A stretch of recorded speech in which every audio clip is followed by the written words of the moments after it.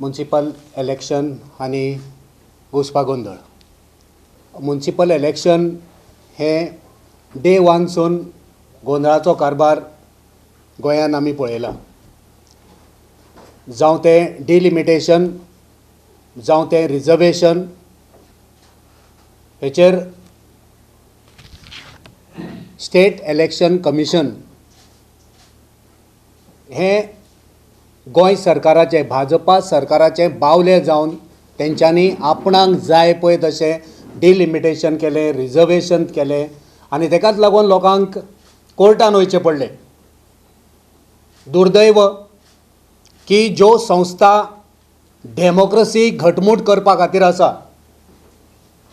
त्याच संस्थेच्या विरुद्ध लोकांक कोर्टान वयचें पडटा. हें आयज आमच्या लोकशायेचें दुर्दैव जावन आसा. आनी जेन्ना कोर्टान लोक गेले तेन्ना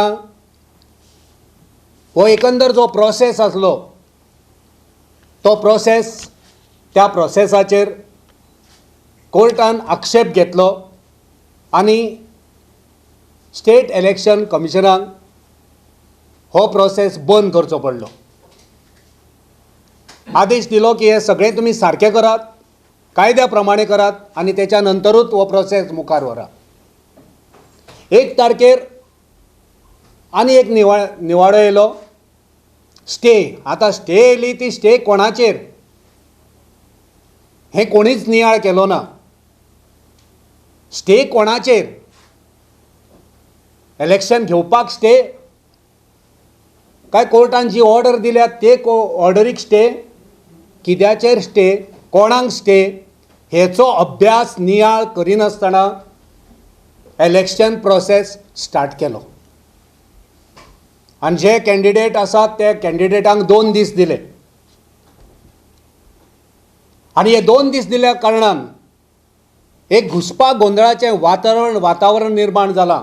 आयज जर तुमी प्रत्यक्षान डेप्युटी कलेक्टरान गेले जाल्यार थंय आमी पळयलें की कशी थंय गर्दी जाल्ली आसा, की सगळे काचाबूल जाल्या कित्याक फक्त 2 दीस दिल्या. आतां हे फक्त 2 दीस दिवपाचे हे अधिकार हांकां कोणी दिले? जेन्ना ऑर्डर येवपाची आसा, फायनल हियरींग येवपाचें आसा मंगळारा दीस हियरींग कितें येतलें, तो फैसलो कितें आसतलो, तो निर्णय कितें आसतलो, तेच्या उपरांतूच एकंदर स्टेट इलेक्शन कमिशनरान हेचेर निर्णय घेवपाक जाय आसलो, मुखार वचपाक जाय आसलें. पूण तेंच्यांनी जो निर्णय घेतला तो आमकां मान्य ना. जो निर्णय घेतला तो निर्णय आमकां दिसता की तो कोर्टाच्या आदेशाची पर्वा करिनासतना तेंच्यांनी तो निर्णय घेतलेलो आसा. हे इलेक्शन पार्टीच्या सिम्बॉलान जायत ना. मागीर तुमकां अधिकार खंयचो येता उलोवपाक की काँग्रेसांनी गोवा फॉरवर्डान एलायन्स केलें? कित्याक भियातात तुमी? कसलो भंय तुमकां?